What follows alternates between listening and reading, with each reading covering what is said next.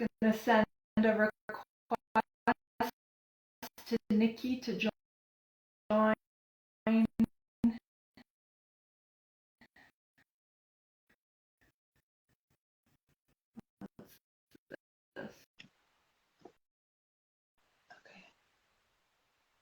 Okay, awesome. My camera is the other way around. Nice books. Yeah.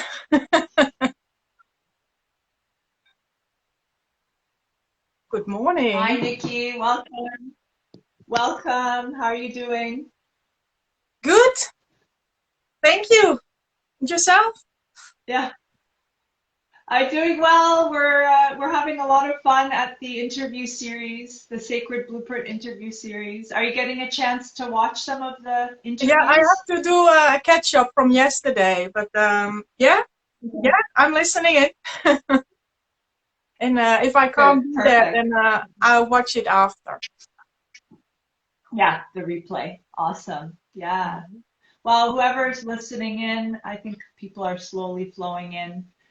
Join the Sacred Blueprint interview series. We've got five guests left.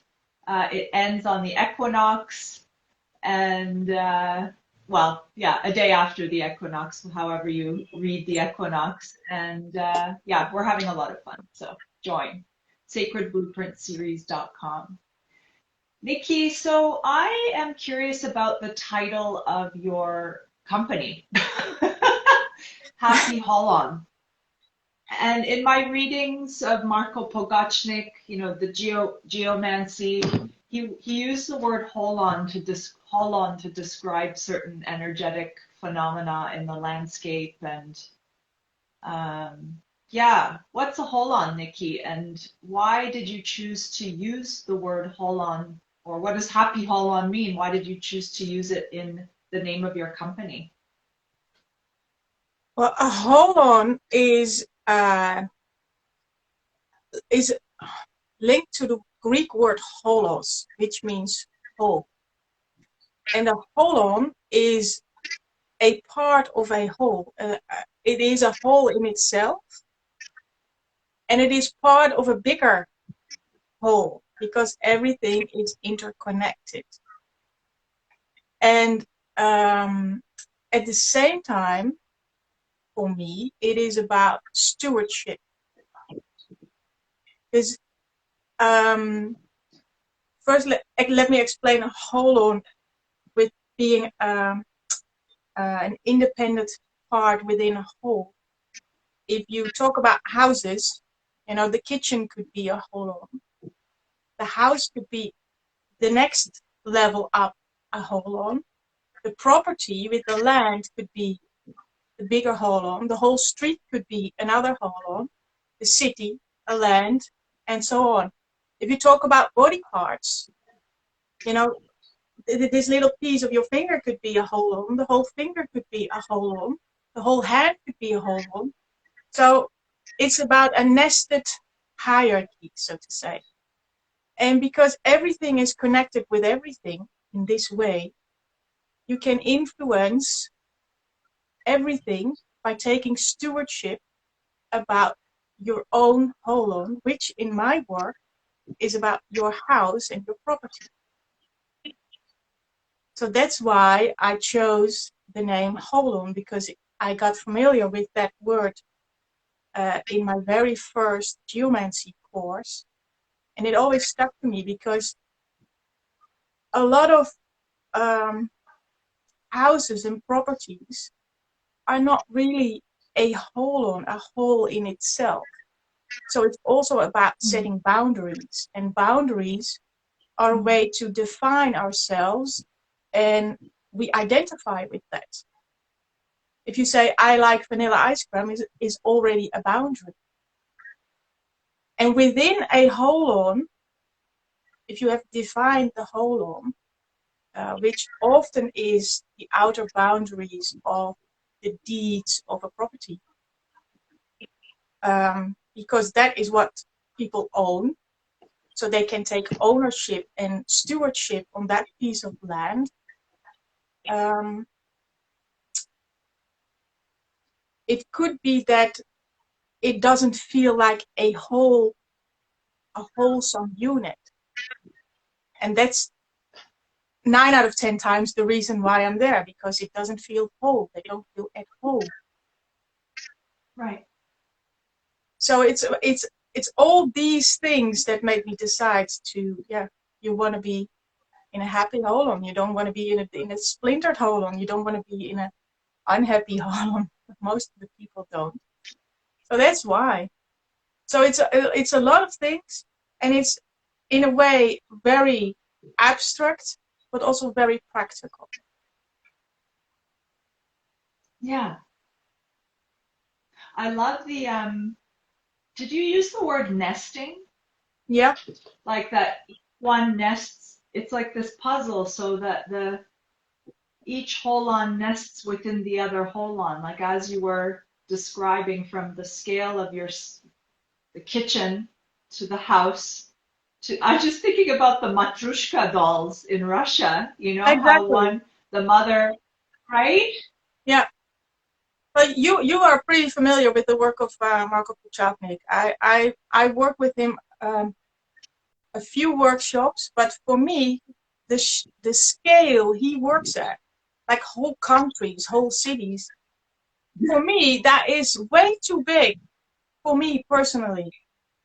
And I think Yeah. everybody can take stewardship over the place they live, and I think everybody should, and everybody does in a way, but not as consciousness as they could be doing that.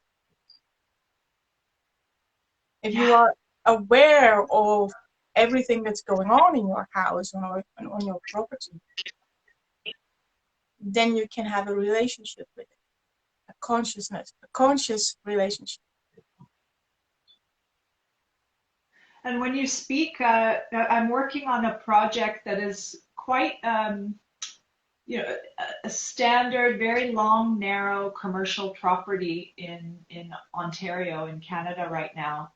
New construction, very, you know, mundane building. And the client is working on, will do a healing center in this commercial unit, indoor space. It's an interior design project. And you know, it's so clear. Well, as you speak, I mean, getting inspired, of course. I feel like we can pull pieces. It's like remembering the land again. It's like pulling pieces of the original holon and weave it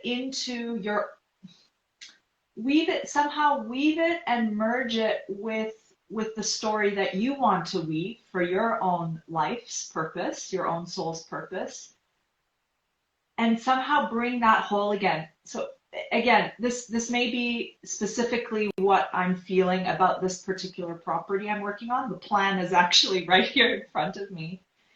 And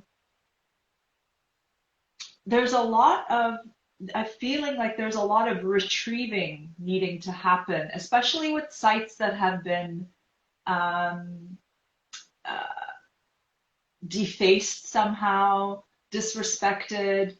You know, like I'm just discovering. I did some dowsing this morning about the site, and there's this green belt. Do you know what a green belt is, Nikki? No.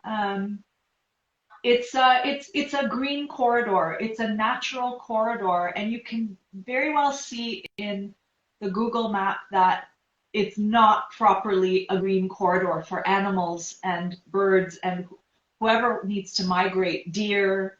And this is in the city. This is a project that's in the city, but it's kind of suburban. It's a suburban district of the city, and it's really like a treasure hunt to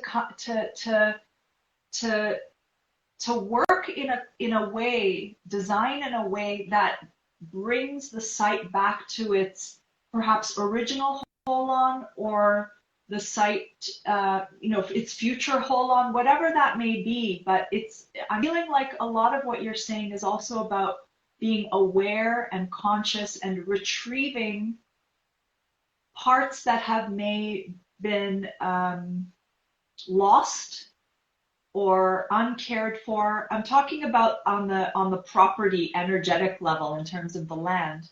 But we could even say the same thing about one's soul, right? It's the same thing. There's It's about the relationship. It's about, in a former episode, we spoke about you cannot be without a relationship with environment. It's always there from the minute you are born. You have a relationship with environment. So the relationship is already there, whether you care for it or not. And we promote to care for this relationship. So what you say is about integration yourself with the place. That is relationship. So you want to do something on that particular property, but you have to have the cooperation of all the energies on that property as well. So you have this relationship, and yes, it is indeed, I think, the goal to integrate those two, because it's relationship. And because of this stewardship, I find so important. You cannot take stewardship over something else that you do not own. You know, so the easiest way for everyone is to start with yourself. Like they say, you know, be the change you want to see in the world. Start with yourself. Yeah. And it is really useful to use the relationship you have with the property. And if it is a commercial property, it would be wise to also investigate not only the relationship with the commercial property, but also the relationship your client has with its own home. Because it is always, you know, a job is always one scale further down the road than your own house.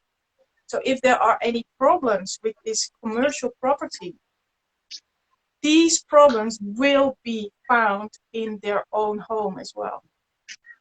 Because it's just a different mirror of the same thing. So when I this work, client's home, walk away, which is interesting. Yeah. I didn't get that. Can you repeat that? No, it's just interesting just because I'm thinking particularly of the project I'm working on, and the client's home is actually a walk away as well. So that's interesting. Yeah.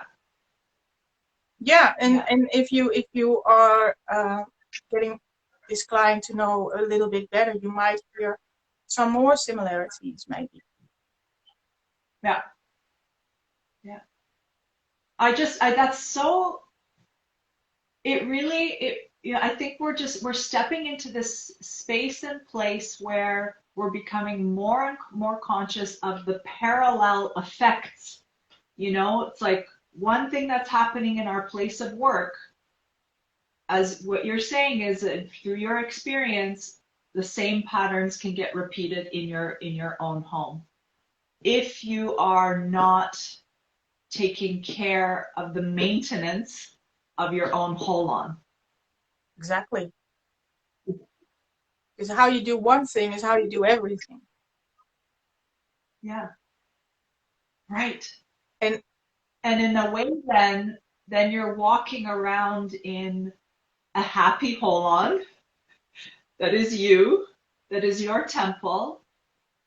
And of course, making and taking care of the land that you have been called to steward, whether it's an apartment building or a grand mansion in the forest, whatever that may be, right? And because of this nested hierarchy, you will influence everything around it as well.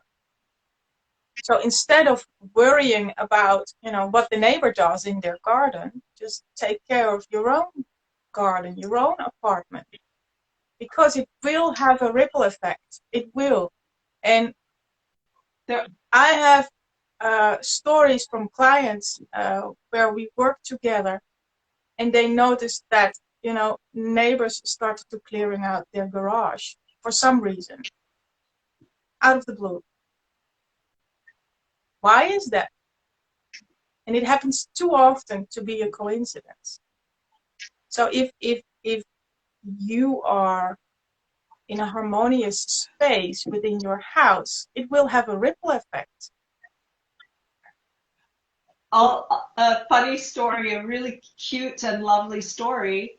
I think my mother and another neighbor decided to go fun with colors on their houses, and they live in this. It's almost like some kids call it Smurfland, because the original buildings were like pastel in color, like pastel pink and pastel yellow, like Easter egg colors and stuff. And my mother chose much more of a deep, more like potent yellow, still earthy. And then I think her friend chose this like really strong purple. And then it just went viral. It went viral, and so there's so much color on that street, which is rare, which is very rare for Ontario. Yeah.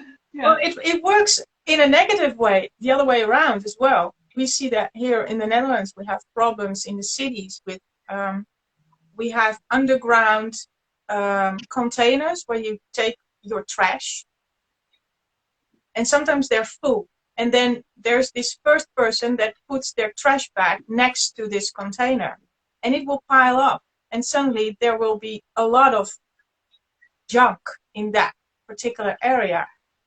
And because of it, Are these like central garbage locations, or where are they located, these in the underground streets, containers? on the sidewalk, and they're underground containers, and there is a little bin on top, and you have to have a card or a code, Yeah. and then you open it, and then you put in your trash can. Okay. But you will probably notice that when you walk around cities, it's very good to notice that. When there's a little bit of trash, there will be more. So when it's chaos, there will be more chaos. And your story, when there's more harmony or more color, it will attract more.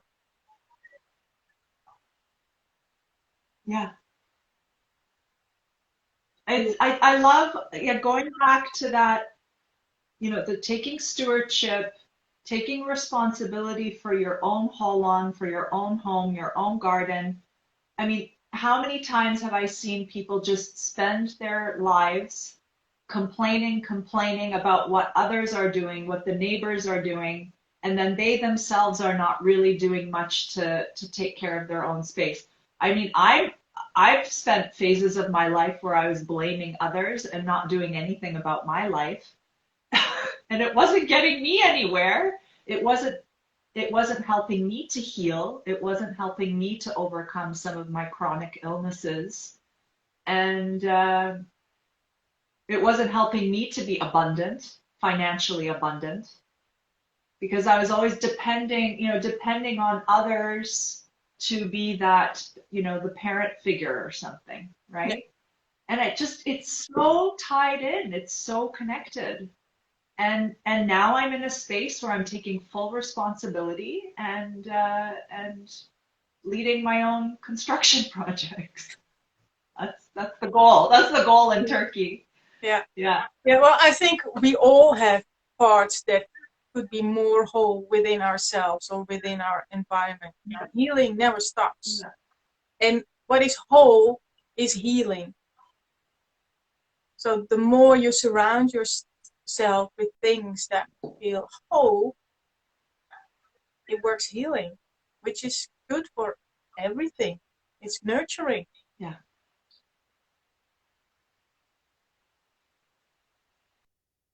Nikki, any kind of, just got some things. Oh, I can't even change it. Oh, when like messages come and they distract you? That's what just happened. Um, so can you give the audience a taste of what, I mean, you've shared before how you work, but in terms of through the lens of the holon and taking stewardship of one's property, what kind of questions do you ask your clients to be able to get to that place where they can take stewardship and ownership of their property, of their land? What's the process like with you working with your clients in that respect through the lens of the holon? Well, one of the first questions I ask is, which gives you a lot of insight or direction or a feel for what is going on in the place, is, did you choose the house or did the house choose you? And if it's a couple, which one did make the final decision, and for which one was it more a compromise? That gives you, Wow. Yeah. that gives you a clue about who has what I call the soul contract with the land. There's always one who compromises a little bit more than the other one. And the story they tell you gives you already so many insights in how their relationship is with that land. And the other thing that helps is doing the rounds, going through the house, go through every room. If it's land, go outside, let them feel the outer boundaries of their property. Sometimes when people are sensitive, you could really feel former deed boundaries. Sometimes it happens that a property that exists out of different deeds, these boundaries are still so sharp because nobody took stewardship and created into this one new holon, and it could affect people's lives. When there's a huge boundary going through your living room. I was with a client once. It was right through their living room, the place where they wanted to relax on the sofa. It's not handy. So then you have to confirm the new property boundaries energetically, and kind of delete, you have your magical and way of delete doing the that. old ones. Yeah. So, and if residents experience that, then it's true. It's the experience that you can talk all you want, but they have to sense it. And everybody has a sense. Everybody knows immediately if they feel at home or not. When you enter a new place or when you choose a restaurant, you know, I want to sit there or I don't want to go in even. And you don't even know exactly why, but that's why I'm there to find out this why. What is going on? Yeah. And what I also do is often is take them outside of their property and let them tune into the neighbor's one. Because, and we spoke about that before as well, on the boundaries, it's the easiest to sense the difference. That threshold, right? Yeah. The threshold, yeah. And then they get it. Oh, but because you're in it all the time, it's difficult. A fish doesn't know it's in water until it's on the land.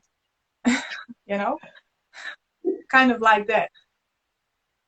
So it's not so much about what questions do you ask, but what do these people need to experience and really feel what is going on energetically.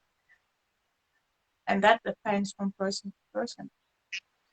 Sometimes I need to do very much a grounding exercise, and then I create a stone circle for them that's really grounding, so they can really feel what it's like that. know how to feel that, because otherwise, Grounding. Yeah.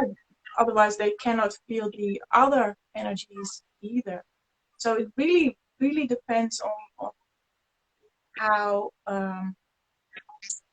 trained they are in energy, feeling, seeing, hearing, whatever. Yeah. Yeah, and you can be guiding them through that. Yeah. We have some. Okay. I'm just looking at some comments here. Oh, okay. I missed that totally. Kleuren, hi again. Nice to have you in the talk. We had a lot of trouble with our houses in our street where we built our house. I had the feeling that maybe there was a war in this place.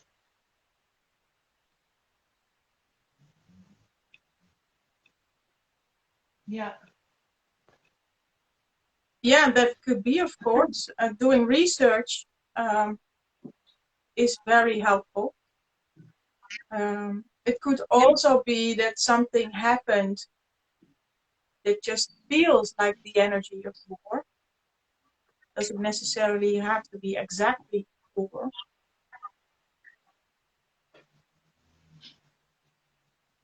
Yeah. In in the land that I'm working on right now, I do sense the ancestors of course, in Canada, North America. The previous stewards of the land were the indigenous communities. And, what you're talking about borders being drawn, the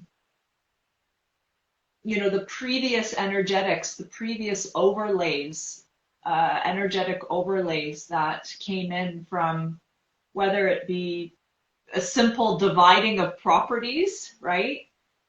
Or all the way to, what our friend here is saying about, having a war in the place. With the indigenous communities, there's a lot of distortions, overlays with Christianity put on, that there are in, churches that are with indigenous names. Yeah, there's a lot of overlays there, and then of course some much more traumatic things that are being uncovered, from the residential schools and bodies being buried, really, really traumatic stuff. And it's this work that we do, Nikki, is not. I'm actually getting a bit emotional, just tuning in and thinking about it, but. The work that we do is not all rainbows and butterflies. It certainly isn't. And, but I think that in order to come to this place of the holon, it's not about spiritual bypassing, as what my business coach, Kendra Thornbury, talks about. It's not about spiritual bypassing and somehow coming to this happy, fla fla, flu flu place, where all of a sudden, all our cares and worries are going to be completely, disappeared or erased. And it's this holon that you talk about. For me, it's really about remembering, actually, in so many ways, remembering our true nature, remembering where we really came from, remembering even what we're meant to do in the future, remembering the voice of the land, remembering the voice of Gaia, remembering what it feels like to stand in the middle of that stone circle that you guide your clients through. These are all tools that we, as when we were directly connected with source, directly connected with the nature spirits, directly connected with the spirit of the land, we knew, our communities knew, our cultures knew. I'm curious too. I mean, I'm talking about the indigenous communities. for you, for your region in Holland, what would be the parallel of the indigenous, the traditions, the older traditions? What cultures could we refer to, Nicky, when we're, looking at, Scandinavia, uh, Holland, Denmark? I mean, I know you're not in Scandinavia, but I'm just thinking about this region. I would say the Celts, Yeah. because the Dutch, it's man-made land. It's very obvious, especially where I live. It's very fresh, newborn land, man-made land. And all the canals, it's all Almost, straights and right? rectangles, and it's so different from the UK, for example, or France. It's so different. Netherlands, yeah. So yeah, and I think that is one of the reasons why Feng Shui is so popular, because a lot of this knowledge from the Celts just disappeared. And we have our own traditions, you only have to look at, the old churches to know that we have our traditions. But the knowledge is lost, and we are slowly but surely we are regaining and transforming it into how we can use it in a modern way. Yeah. And it's all about what you said, connecting to what I call a holon. It is about a definition and setting a boundary, because by setting boundaries, you can identify. If you don't have something you can identify with, you will not find your purpose. And it's all up in the air when there are no boundaries, or when the boundaries are maybe too thick. It's the other way, then nothing can come through. And so finding that ideal balance, the ideal permeability, the ideal holding of the container, holding of that container. Yeah. And realize that really you can't fix anybody else's problems. You can't. You can only influence it by being, in harmony with yourself and with your place, and be this beacon of light. So you will, hopefully inspire other people to find their own light. Yeah, our homes have the power to be beacons of light. Exactly. I love this, Nicky.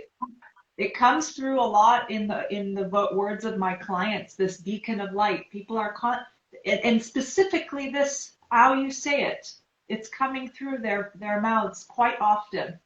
The people who are coming to me, and the people that I am encountering and collaborating with, like you, like this beacon of light, this beacon of light. And everybody has the potential to do that.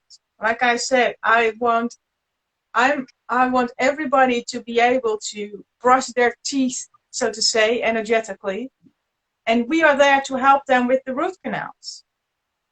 Because not everybody has, you can't do your own root canal. You can't.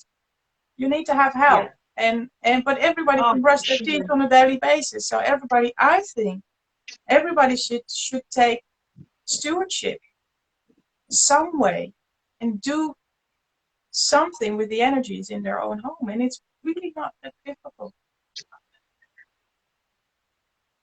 Now, one of my teachers told me a story, and I am not really familiar with a lot of farmers, but what they used to do in the old days, when you were a farmer, you would walk around the premises before you went to bed, which in a way is defining the outer boundaries of your property and putting energy in your holon. And I know in Germany, there are whole villages who have a yearly celebration and doing exactly the same with the whole village. And it's a party. They walk around the premises of the Okay, yeah, can village. you repeat? And how many times do they walk around? Is there a I certain don't know. I number? have never attended one of those fests, but I read about it and I've been told about it by one of my German teachers. Maybe as long as the music goes. It is a wonderful celebration, you know. Here in the Netherlands, we have small carnivals, which is, you know, you have a shooting range and pumping carts, and that's and a lot of beer. In a way, that is Yeah, also a celebration of this is our village, yeah. and yeah, But that's really beautiful to walk with the rest, with your neighbors, with your fellow villagers, and walk around the village. That is really powerful. Yeah, these ceremonies are so important, and a lot of these traditions are being lost, and there is a reason for that. We're as we become, stronger or more defined individuals, we're different than others. We're, moving out of maybe more the group or traditional consciousness, the mass consciousness. But I just feel like these traditions are also so important to keep alive. well, I think if there's one thing we could have learned in the last couple of years is that we are connected, you know, with the whole coronavirus. E- e- We are. We cannot be not connected with the environment or with other people. But in a way, because we are here in 3D, we need to define ourselves. We need boundaries. So it's not like, oh, everybody is one and, you know, living in La La Land. You need to Yeah. be really practical about it as well, because we need to establish some kind of definition of what am I and what is you, and know that we are interconnected. Yeah. Amazing, Nikki. We've got a question coming in. Aisha, is the spirit of the land the same for you as the elementals? Of course, this can be a question for both of us. I read a book of Tanis Halliwell. Yes, I love her. She's Canadian. She lives out in BC. She also studied anthroposophy for quite some time, and she has a capacity to see nature spirits. And she speaks about the elementals, but somehow spirit of the land sounds bigger to me. Yes, follow that intuition. We all have perceptions of the spirit of the land in different ways. Um, the elementals are most definitely an aspect of the spirit of the land. Uh, the elementals, I have to say that there is a fine, fuzzy line between the nature spirits and the elementals. The elementals are the representatives of the elements, the fire, air, water, earth, and each of the nature spirits express themselves through this elemental vibration. And there are the water nymphs, the nymphs that, in particular, go by a river and ask to tune into the water spirits there. Maybe you're already doing that since you are already reading about Tanis Halliwell. The earth spirits are the gnomes, the air spirits are the fairies, and the which one did I miss? Fire, the salamanders. They're really great for compost. They love transforming. Maybe Nikki also has some. They're really great for compost and for many, of course, many and many other things. They help with the spiritual transformations as well. But there is some strata. So some, I mean, I use the word strata versus hierarchy. There are layers. There are the devas as well, who are communicating with the elementals and the nature spirits, and they're receiving blueprints. They're receiving information from cosmos, from Gaia, from the soul of the earth, from yeah, from angelic realms, and giving, and these are specific instructions that get passed down through the devas to the builders, which are the nature spirits. They are the builders of form, and they're building their, and they give, they give fragrance to the flower. They build nature. They're the builders of the trees, the builders of the landscape. Um, and they're very open to collaborating with us. So yeah, there's that aspect, and I would say, spirit of the land, spirit of place also does include what Nikki and I have been talking about. And so I think you have a good intuition. There's a bigger picture there, absolutely. Um, there's the story of place, of humanity, how they have inhabited the place, so the history of place. Um, the genus loci is actually connected to all that. Humans actually build that energetic through our consciousness as well. Anyway, I'm going to stop there. I feel like Nikki can follow up on that answer. Yeah. I would say, depending on in which culture you are brought up, or in what culture you are reading your materials, there are different definitions of the same energy. There's this wonderful book. It's called the Encyclopedia of Spirits. I can show it. Maybe you've seen it. No, I don't know it. Well, or maybe, yeah. It's a great book. Oh, so beautiful. And it's really thin paper, like almost like the Bible, really thin. And there's somebody took the effort of finding all kinds of names of gods and spirits and elementals in all kinds of cultures. And sometimes when you get into it, you think, oh, but that name is exactly the same as that. It's the same energy. But sometimes it's just a little bit different.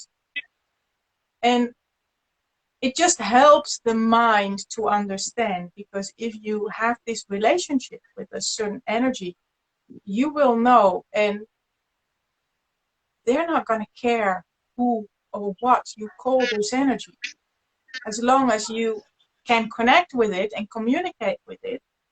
I once heard a story from... Yeah, I was just going to say, sometimes they'll show up as a bag of popcorn. Yeah, I heard somebody tell sometimes about, clearing an energy that was called the broccoli monster in one of those vegetable gardens, And you will not find that in this Encyclopedia of Spirits. You will find a lot of names of a lot of jinns and all kinds of names I'm not familiar with, but sometimes you come across, and then I'd like to read upon it, or in some myth you would read upon, and then, okay, what is this energy? And that it is just a way to connect. If you have a name, you can connect. But if you do not know the name, but you have the energy, you can connect as well. And then you give it a name.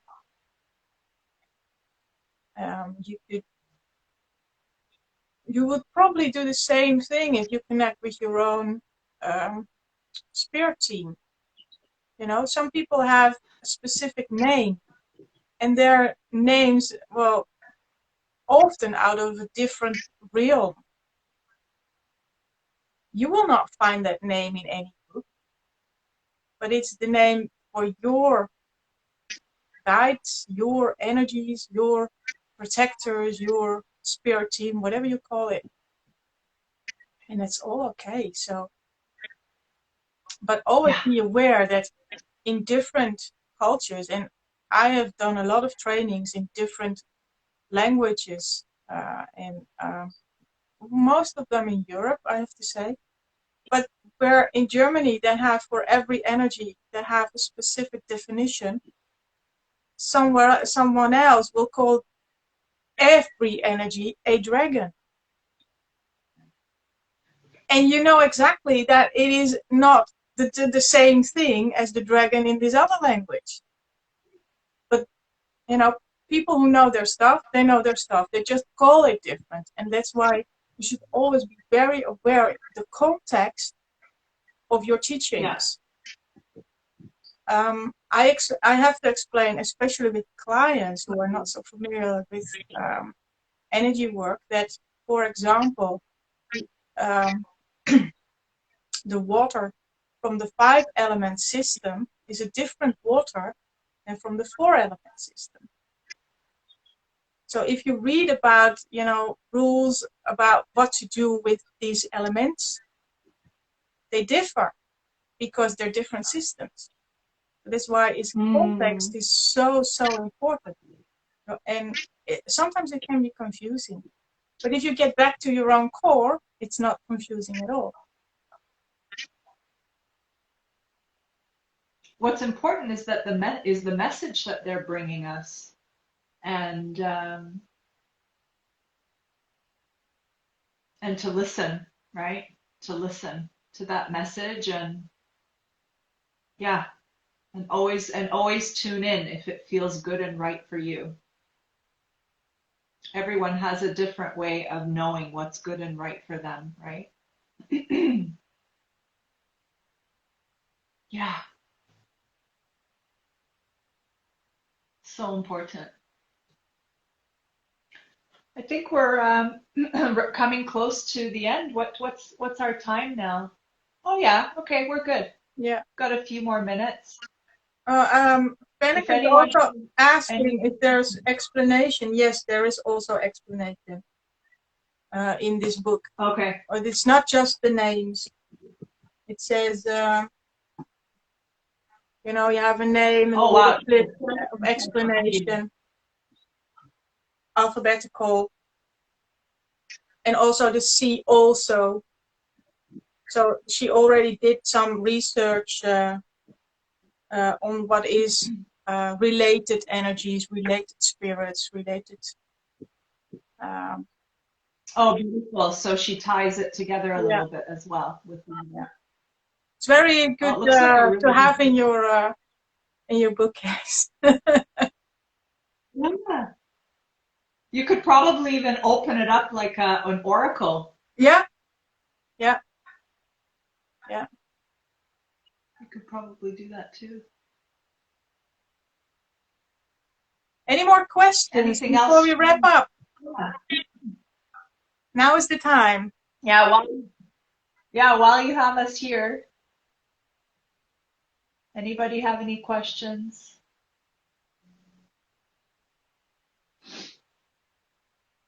Also, as a starter, this book as a starter, it's like a dictionary.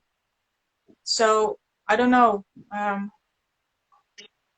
It's good for anyone, but it's not something you open and you read, you know, page by page by page. You don't do that in a dictionary. So, and actually, something, yeah, something is streaming through that wants to be communicated. The nature spirits and the elemental realms, devas, I mean, the spirit of the land and all of its components, its helpers, its aspects are also undergoing an evolution right now. Actually, they're always evolving, but I think that there is they're requiring us to evolve in order for them to evolve. And so I think it's more it underlines Nicky's point that they may have different names, but it's important to go within and really connect with the essence of these energies, more so than what maybe their appearances, if you're a clairvoyant, or or what their names are, right? Their categories, whatever that may be, they are also undergoing an evolution right now as we are awakening or becoming, or yeah. Um, it's not just this static thing where they've just been the same forever and they're always going to stay the same forever. They're needing to evolve, and we could get into the deep esoteric stuff where, you know, the superhumans and the angelic beings were also once humans on a certain ancient planet somewhere. You know, like there's all this this huge evolution of consciousness stuff. So I think it's important that really this is an orchestra of life, and we're here to dance with the spirit of the land and listen and follow our hearts, follow our souls. Yeah.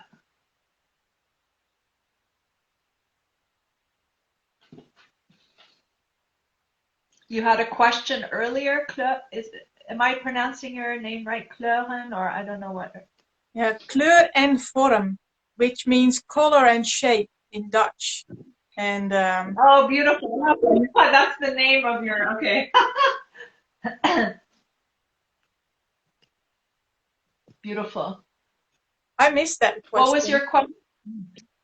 What was your question earlier?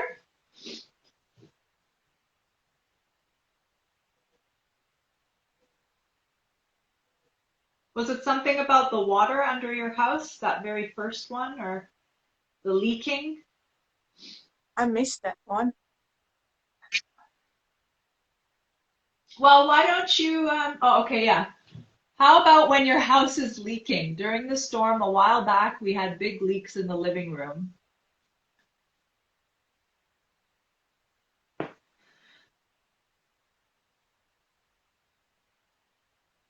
Nicky? Yeah, I'm not sure what the question is. You should fix it. I think you could think about, you know, negligence, the house in maintaining it. When there's water, there's always water is an interpretation for emotion. So when something is leaky, there might be emotions involved. The way something leaks also can tell you something about how that manifests. If you have, for example, a dripping leak, it might be something small but really annoying. And when there's a big pipe bursting out, it might be really an explosion that you are not expressing. It could be the same for when a storm is coming. And sometimes it's just, you know, maintenance. Yeah. You know, I am against overanalyzing everything. But if you have a sense that's what I really appreciate about you. That it means something, then you should look into it. But don't overanalyze everything. You go crazy. Because yes, everything you do has an impact on everything else. But if you start thinking about that, you go crazy. So it's better to have a focus and some clear definition about where you want to go and what you want in life, and focus on that instead of interpreting every little detail that happens in your life. If it's something big, like, I don't know, an accident, yeah, I think it's wise to just sit down and look into it and feel within your body what it wants to tell you. And if there's something going on within the house, like a dripping dripping pipe or something, it might, you know, you might learn something from it. But sometimes it's just a leaking pipe. Yeah. And time to fix it. Yeah. A lot of tears, she says. Okay, so it must have touched something in her. Beautiful. Yeah. it is then an opportunity to heal, and release.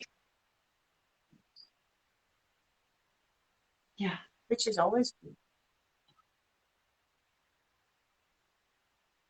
Well, Nikki, thank you. This was so enriching. I love where our conversations go and how they come back to really the core, the core essence of what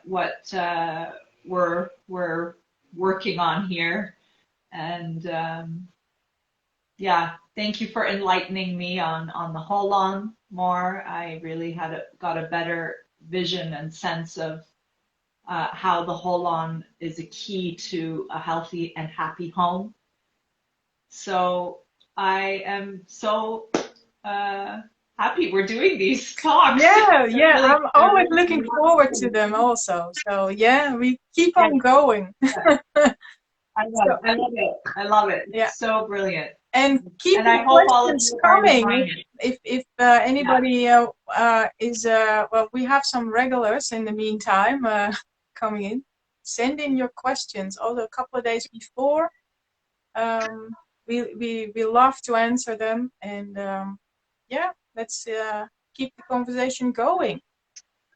I want to say good luck with the rest of your interview series. Thank you, Nikki. Thank you. Yeah. And everyone can join via my link tree in my bio, the Sacred Blueprint interview series. It's the sacredblueprintseries.com. You can still grab your ticket. It's not too late. It's free.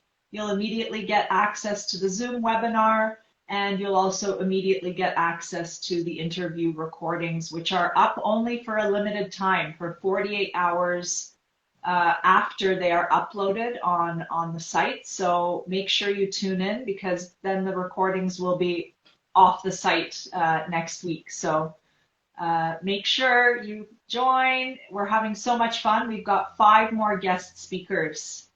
So yeah, it'd be great to see you. Yeah. And everyone share these talks, Instagram talks, with others who you feel would really benefit from hearing about the energetics of properties and houses. You may have friends or family who are building a project or doing a renovation, or simply are maybe not sleeping well at night, and perhaps these conversations will help them to understand how they can be better stewards of their homes and their gardens. Yeah. Nikki, thank you so much. Bye bye. Have a good rest of the day. Now, bye bye.